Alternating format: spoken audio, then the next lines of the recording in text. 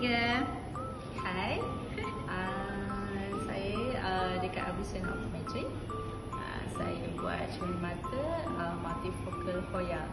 Okay, dengan harga yang sangat berpatutan, servis yang best. Staff dekat sini memang sporty.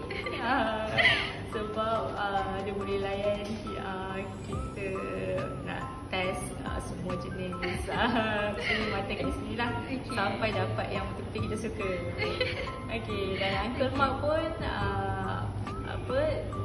test mata dengan baik lah, dan dapat lens yang sesuai dengan saya. Okay. So 5 star kat sini. Please boleh datang sini untuk dapat cermin mata anda. Okay. So yang ni free gift lagi untuk akak lah. Terima kasih. Okay. Terima kasih. Terima kasih, Kak.